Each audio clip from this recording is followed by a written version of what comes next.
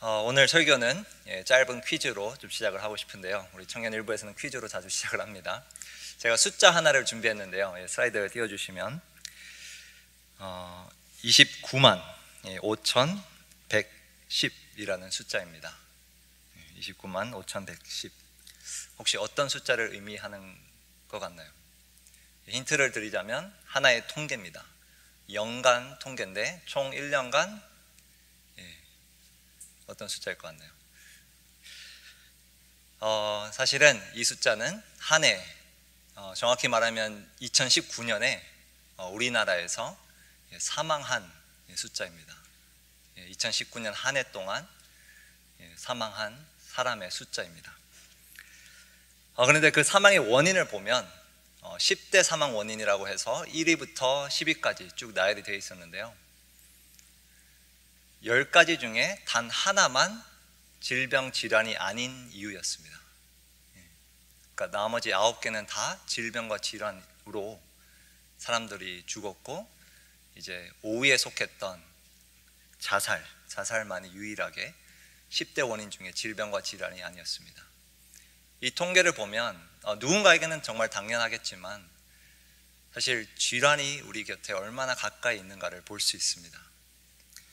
저도 개인적으로 이것을 좀 경험했는데, 제가 중학교일 때 그리고 또 대학교일 때 저희 어머니께서 암투병을 2번이나 그렇게 하셨습니다.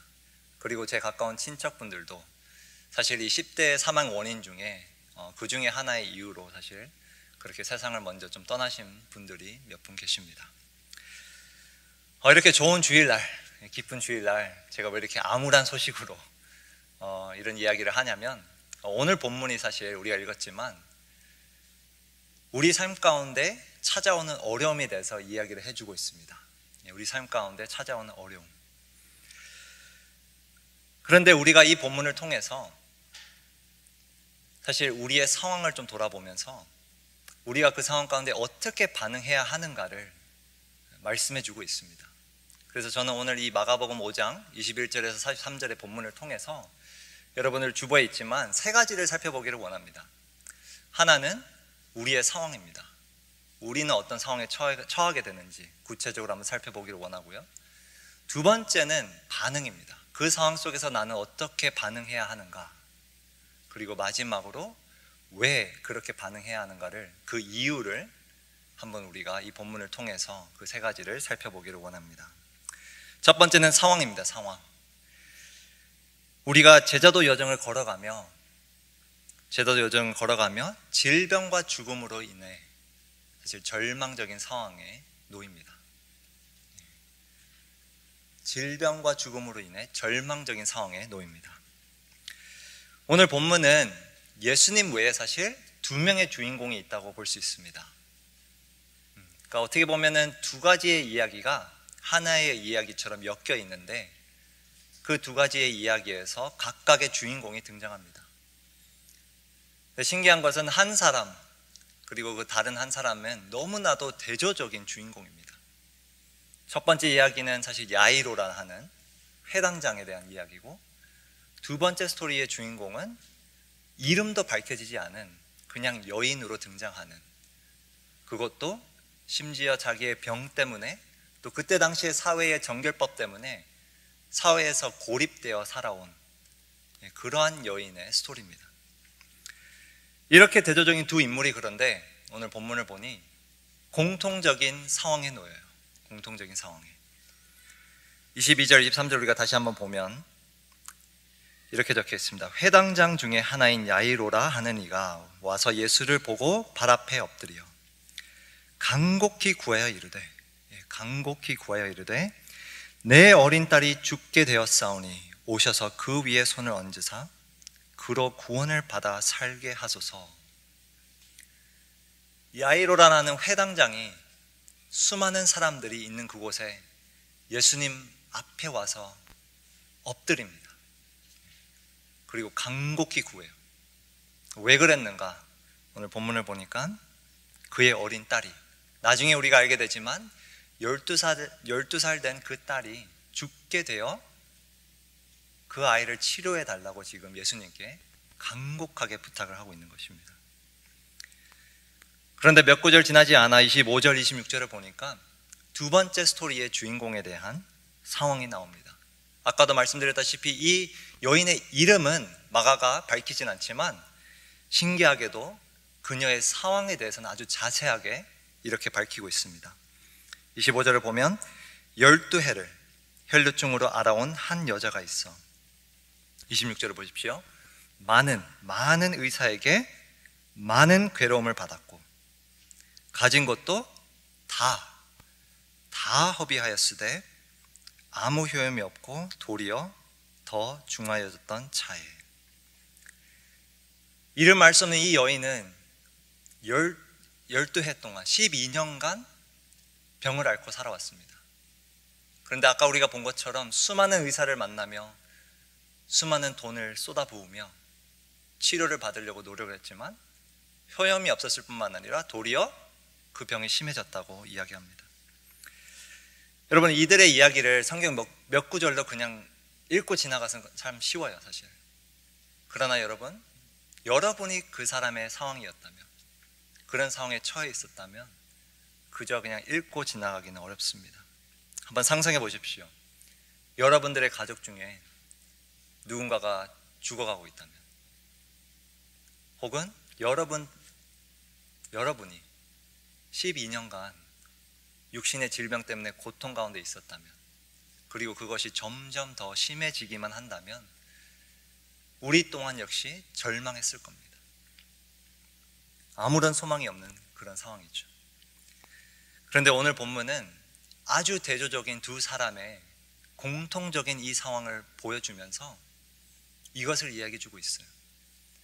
우리가 제자도 여정을 걸어가며 예수님을 따르며 나아갈 때 누구나, 나이와 상관없이, 사회의 계급과 상관없이 누구나 이 질병과 죽음이라는 절망적인 상황에 놓일 수 있다라고 지금 이야기해 주고 있습니다.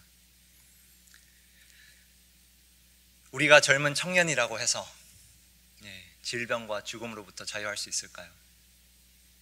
우리가 신앙생활을 열심히 한다고 해서, 예수님을 잘 믿는다고 해서 이런 상황을 우리도 피할 수 있을까요? 제가 전도사 시절 여기 바로 센텀 청년부에서 사역을 할 때 정말 상상도 못한 일을 경험했습니다. 청년 사역자니까 절대 그럴 일은 없겠지 했는데, 사실 수년 전에 한 형제, 20대 후반의 한 형제를 주님의 품으로 먼저 떠나 보내야만 했습니다. 참 그때 장례식에서 제가 드렸던 그 기도를 아직도 잊을 수가 없습니다. 저도 사역자로서 그런 상황은 예상치 못했고, 그 누구라고 사실 그런 상황을 못했겠지만 너무나도 사실 힘들었던 그런 상황들이었습니다. 그런데 오늘 본문은 정말 누구나 이런 상황에 놓일 수 있다고 지금 이야기를 해주고 있습니다. 그러면서 더 중요한 것은 우리가 이 상황에 처해 있을 때 어떻게 반응해야 하는가를 이 두 사람을 통해 보여주고 있습니다. 자, 두 번째, 반응인데요.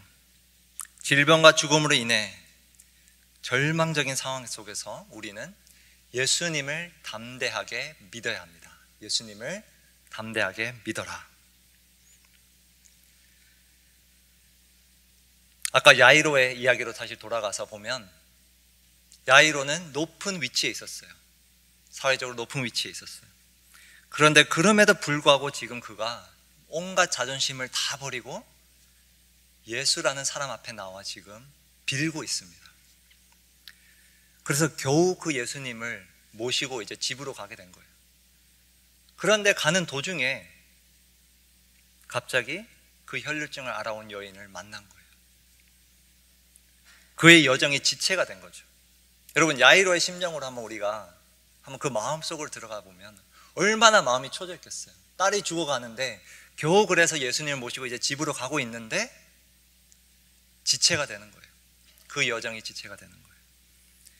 그러면서 설상가상으로 더 충격적인 소식이 35절에 들려옵니다. 아직 예수께서 말씀하실 때에 바로 그 예수님이 이 여인과 말씀을 나누고 있을 그때에 회당장의 집에서 사람들이 와서 회당장에게 이르되 당신의 딸이 죽었나이다. 당신의 딸이 죽었나이다. 그러면서 그들이 이렇게 덧붙입니다.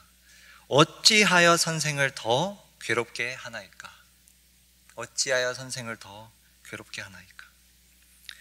여러분, 야이로의 마음을 한번 상상해 보십시오. 정말 초조하고 1초 가까운 그때에 지체가 되는데 딸이 죽었다는 소식이 들려와요. 그의 생각 속에는 아마 이런 생각이 있었을 거예요. 만약에 예수님이 그 여인을 만나지 않았더라면, 지체되지 않았더라면 내 딸이 살 수도 있었는데, 그런 생각, 그런 원망, 분노 가운데 있었던 야이로에게 예수님은 36절에 이렇게 말씀하십니다. 예수께서 그 하는 말을 곁에서 들으시고 회당장에게 이르시되 두려워하지 말고 어떻게 하라? 믿기만 하라. 두려워하지 말고 믿기만 하라 하시고, 이 명령 앞에서 야이로는 어떻게 반응했나요? 두려워하지 말고 믿기만 하라. 야이로는 딸이 죽었다는 그 소식을 듣고도 예수님을 집으로 모셔갑니다. 자, 예수님을 따랐다고 명시되진 않았지만 오늘 본문에서 사실 오늘 본문은 야이로의 집에 있는 사람들의 반응을 통해서 야이로의 믿음을 강조해주고 있습니다. 야이로 집에 있던 그 사람들의 반응, 그리고 야이로의 반응을 대조하며 야이로의 믿음을 사실 강조해주고 있어요.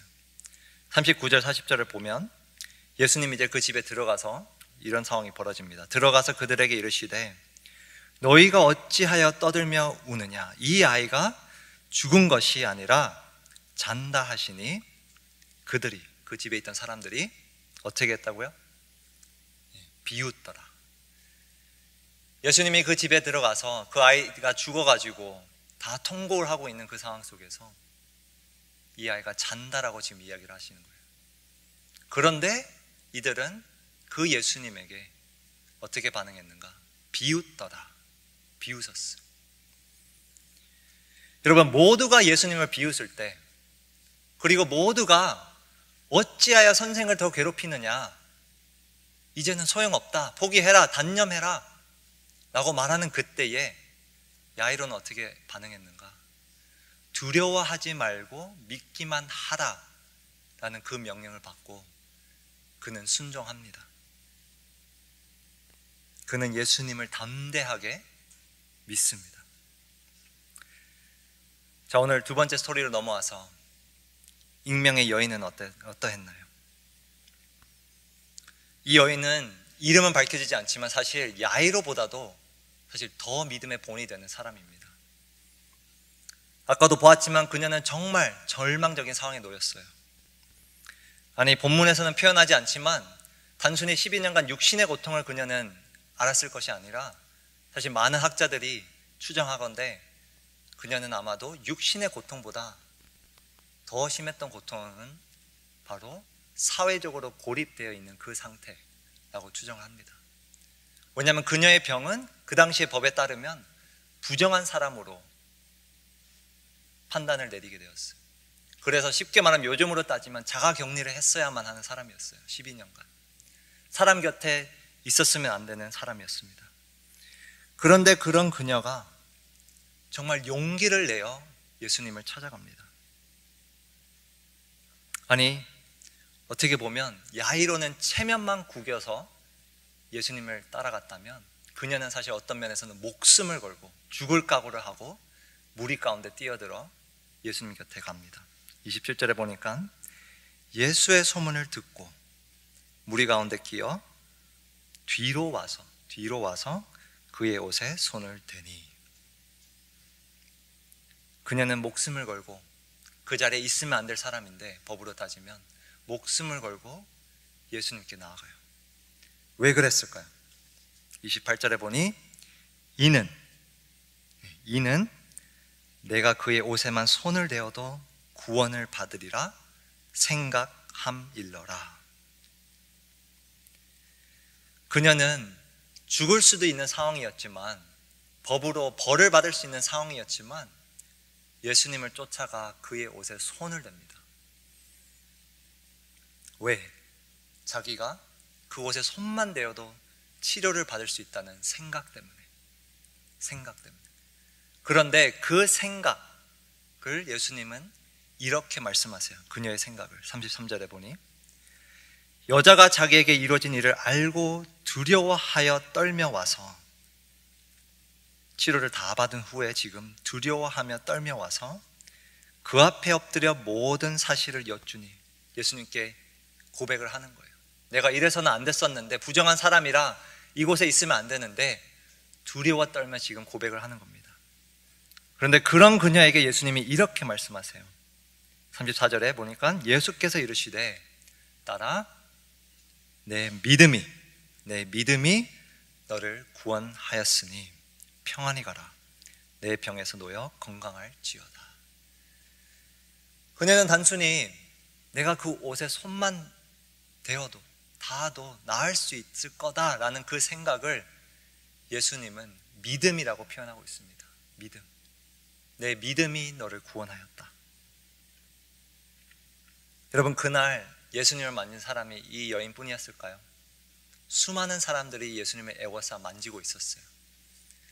그런데 유일하게 믿음을 가지고 예수님의 옷을 만진 사람은 이 여인 한 명이었습니다.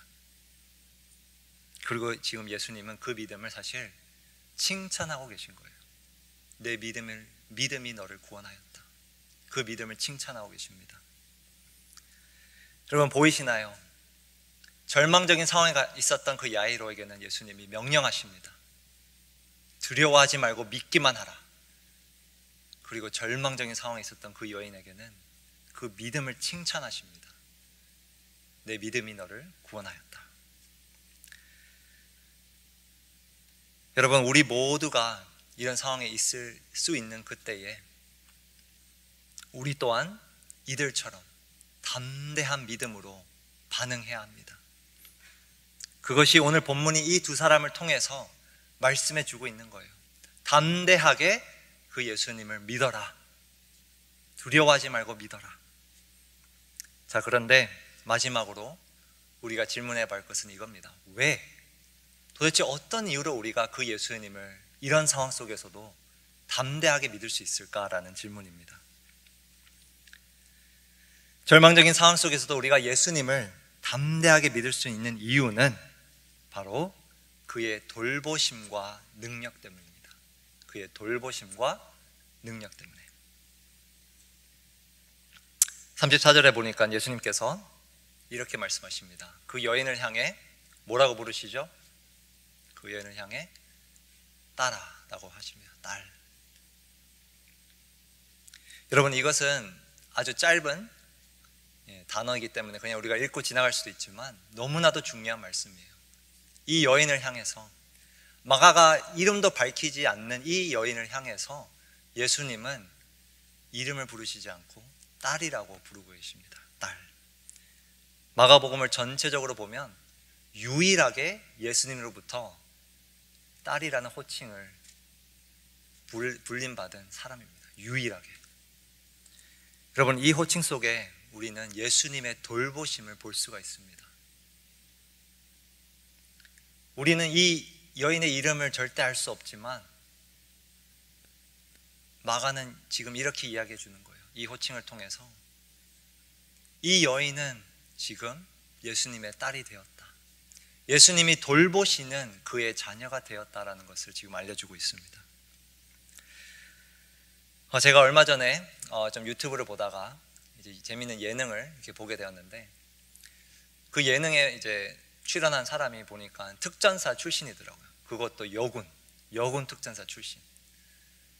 그래서 뭐 몇 년을 이렇게 특전사로 복무했는지 모르겠지만 중사로 이렇게 있다가 나왔는데, 거기에 이제 출연자 중에 그 이제 특전사에게 이렇게 질문을 하는 거예요. 그 여자가 알고 보니까 애 셋의 어머니였는데, 특전사 훈련을 받겠냐 아니면 애 셋을 키우겠냐, 이렇게 물어보는 거예요. 뭐가 더 쉽냐, 뭐가 더 어렵냐. 그랬더니 뭐라고 했겠어요? 여러분들한테는 당연하지 않겠지만 저 뒤에 계신 사모님들은 공감하시겠지만 그 특전사도 이렇게 얘기하더라고요. 차라리 훈련을 받겠다. 애 셋을 키우느니 차라리 훈련을 받겠다, 이렇게 얘기를 하더라고요. 그만큼 힘들다는 거죠. 여러분, 어제가 어버이날이었는데 정말 우리가 부모님 정말 효를 다해서 공경해야 합니다. 오늘 대예배 말씀처럼. 왜냐하면 정말 자녀를 기른다는 것은 어마어마한 수고입니다. 어마어마한 희생입니다. 자, 그런데 여러분, 지금 예수님께서 이 여인에게 딸이라고 부르고 있어요. 나의 딸, 나의 자녀라고. 그 말인즉슨 그 여인을 돌보겠다는 뜻입니다. 아니, 우리를 돌보시겠다는 뜻입니다. 여러분, 우리는 누굽니까? 예수님의 제자들이에요. 예수님의 제자들. 그런데 그 예수님이 오늘 본문을 보니 12년간을 고통 속에 살았던 그녀를 딸이라고 부르세요. 그리고 동일하게 그를 따르는 모든 제자를 돌보신다고 지금 말씀하고 계시는 겁니다. 나의 제자를 내가 돌보겠다. 여러분, 우리가 아무리 어려운 상황에 처해 있을지라도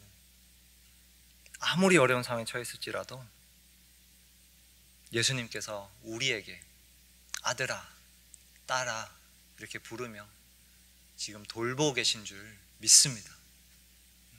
그 예수님을 우리가 담대하게 믿을 수 있는 거예요.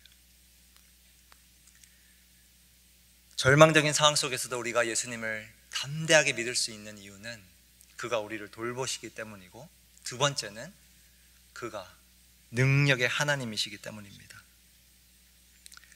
오늘 우리가 두 스토리에서 본 것처럼 이 여인은 치료를 받아요.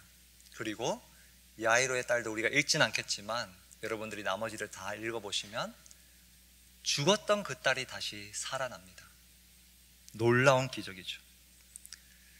그런데 우리가 이 본문을 근거로 오늘 목사님이 예수님을 담대하게 믿으라고 했다, 그렇게 반응하라고 했다 하면서 결론을 그럼 무조건 이와 같은 결과를 얻을 것이다 라고 내리면 안 됩니다. 그것이 오늘 본문의 포인트가 아니에요. 우리가 예수님을 담대하게 믿을 때 이들과 같은 해피 인생을 보장한다, 그것이 아닙니다. 이 본문은 무엇을 말씀해주고 있냐면 예수님은 어떠한 질병도, 심지어 죽음조차도 다스리는 능력의 하나님이라는 것을 보여주고 있습니다. 사실 이전 본문을 보면 예수님이 이 이적을 베풀기 전에 큰 광풍을 잠재우셨어요. 풍랑을 잠재우셨어요. 자연을 다스리는 예수님임을 보여준 거예요. 그리고 뒤이어 군대라는 귀신을 제압했어요. 그 귀신을 내쫓았어요. 어떠한 영적인 방해도 다스린다는 것을 보여줍니다. 그리고 오늘 이 본문을 통해서 예수님은 어떠한 질병도, 심지어 죽음조차도 다스리는 능력의 하나님을 지금 보여주고 있는 겁니다. 여러분, 우리가 죽음과 질병이라는 너무나도 높은 큰 산 앞에서 쉽게 절망할 수 있어요. 누군가가 아플 때, 아니 누군가가 죽어갈 때, 내가 아무것도 할 수 없을 것 같은 그때에 우리는 소망을 갖기가 너무 힘듭니다. 그런데 오늘 말씀은 분명하게 그 예수님이 우리를 돌보시고 어떠한 질병과 죽음도 능히 다스리는 하나님임을 지금 보여주고 있습니다. 그리고 그 예수님을 그 상황 속에서 담대하게 믿으라 라고 지금 이야기해주고 있습니다. 아까 말씀드렸던 수년 전 주님의 품으로 먼저 떠나보낸 그 형제 이야기를 좀 하고 오늘 설교를 마치길 원합니다. 수년 전에 그 형제가 사실 이미 투병하는 가운데 우리 교회에 처음 나왔어요. 그래서 사실 매주 예배도 잘 못 드리는 형편이었습니다. 그런데 이제 그의 병이 날로 악화가 되면서 이제는 아예 병원에서도 치료도 포기하고 집에서 머무는 그 시기에 좀 그래도 몸이 조금 그 당시에 나아져서 신방을 할 수 있다고 하여 제가 한번 만나기로 했습니다. 그래서 집 근처에 있는 카페에서 이렇게 약속을 잡고 제가 그 길로 가는데, 사실 제 사역 경험이 얼마 없지만 가장 힘든 신방이었습니다. 왜냐하면 도대체 나보다 어린 그 형제에게 내가 무슨 말로 위로를 할까? 도대체 이 신방을 어떻게 내가 이끌어 가야 하는가? 라는 수많은 생각과 혼란 속에서 정말 많이 기도하며 차를 몰고 그 약속 장소로 갔습니다. 걱정이 많았죠. 그런데 그날 사실 그 형제가 몸이 아파서 길게 잡아도 한 30분 만났던 것 같아요. 30분 이내로 만났던 것 같아요. 그런데 저는 그날 그 짧은 시간 동안 그 형제를 통해서 사실 너무나도 큰 부끄러움을 당했고요, 또 너무나도 큰 격려를 얻었어요. 내가 왜 부끄러움을 당했는가? 너무 걱정하는 마음으로 그 형제를 찾아가 어떻게 위로할까라는 고민 속에 갔는데, 그 형제가 도리어 저에게 위로를 해줬어요. 그 형제가 그렇게 고백을 하는 거예요. 목사님, 아니 전도사님, 그때 당시 제가 전도사였으니까, 내가 교회 처음 나왔을 때만 해도 천국 갈 확신이 없었다라고 고백을 했어요. 그런데 교회를 나오며 예배를 드리며 지금 이 순간 고백할 수 있는 것은 정말 자기가 평안하게 이 땅을 떠날 수 있을 것 같다라고 고백을 하는 거예요. 제가 물어보지도 않았는데 그렇게 간증을 하는 거예요. 그러면서 자기 마음에는 그냥 부모님이 가장 큰 짐인데, 어떻게 보면 그것마저도 하나님께서 내 가정을 돌보시겠다라는 약속을 해주신다고, 그래서 정말 자기는 평안히 이 땅을 떠날 수 있다고 그 짧은 시간에 그렇게 고백을 하는 거였어요. 그 자리를 떠나면서 여러분, 저는 너무 부끄러웠어요. 목회자인 내가 이렇게 믿음이 없었을까? 참 믿음이라는 것이 이것인데 난 왜 그것조차 생각하지 못하고 이 형제를 어떻게 위로할까만 생각했을까? 그러면서 동시에 격려를 받았어요. 믿음이 이런 거구나. 정말 죽음 앞에서도 이렇게 평안하게 할 수 있는 것이 믿음이구나 라는 것을 그날 정말 깨달았습니다. 청년 여러분, 믿음이라는 것은 그저 죄인 되었던 내가 천국을 향해 갈 수 있는 티켓을 확보하는 수단이 아닙니다. 믿음은 정말 살아있는 것이고, 믿음은 정말 우리가 예수님을 따르며 이 땅 가운데 수많은 어려움을 당했을 때에 그 어려움들을 능히 이기게 하는 것이 믿음입니다. 오늘 이 말씀 앞에서 우리 모두가 정말 예수님을 담대하게 믿을 수 있는, 야이로와 같이 이 여인처럼 담대하게 예수님을 신뢰할 수 있는 우리 모든 청년들 되길 주님의 이름으로 축원드립니다.